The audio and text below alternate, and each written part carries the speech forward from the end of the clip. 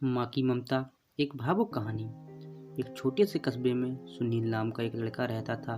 बचपन में ही पिता की मृत्यु हो जाने के कारण परिवार की आर्थिक स्थिति बड़ी दयनीय थी।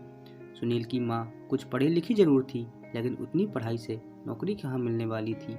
सो घर घर बर्तन मांजकर और सिलाई बुनाई का काम करके किसी तरह अपने बच्चों को पढ़ा लिखा रही थी। सुनील स्वभाव से थोड़ा शर्मीला था और अक्सर चुपचाप बैठा रहता था। एक दिन जब वो स्कूल से लौटा तो उसके हाथ में एक लिफाफा था। उसने माँ को लिफाफा पकड़ाते हुए कहा, माँ, मास्टर साहब ने तुम्हारे लिए ये चिट्ठी भेजी है, जरा देखो तो उसमें क्या लिखा है।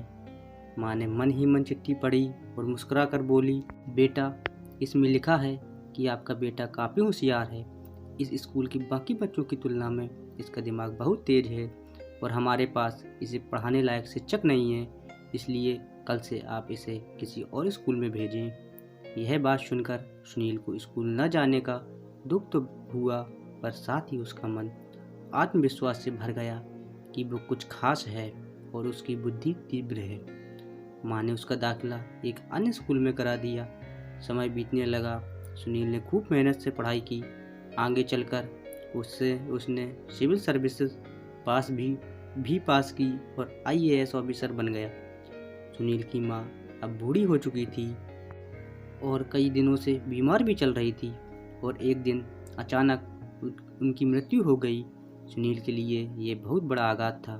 वह बिलख बिलख कर रो पड़ा। उसे समझ नहीं आ रहा था कि अब अपनी माँ के बिना वो कैसे जिएगा। रोते रोते ही उसने माँ की पुरानी अलमारी खोली और हाथ में उसकी माला, चश्मा और अन्य वस्तुएं लेकर चूमने लगा।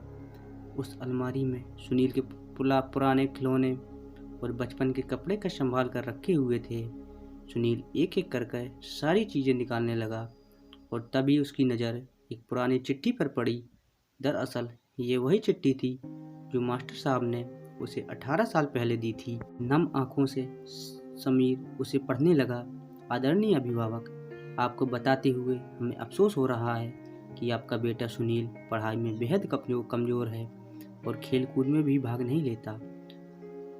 ये जान पड़ता है कि उम्र के हिसाब से सुनील की बुद्धि विकसित नहीं हो पाई, अतः हम इसे अपने विद्यालय में पढ़ाने में असमर्थ हैं। आपसे निवेदन है कि सुनील का दाखिला किसी मंद बुद्धि विद्यालय में कराएं अथवा खुद घर पर रखकर इसे पढ़ाएं। सादर प्रणाम, प्रिंसिपल। सुनील जानता था कि भले ही अब उसकी माँ इस दुनिया में नहीं रही, पर वो जहाँ भी रहे उनकी ममता, उनका आशीर्वाद सदा उस पर बना रहेगा। दोस्तों, अगर चैनल में पहली बार आए हों तो चैनल को सब्सक्राइब जरूर कर लें।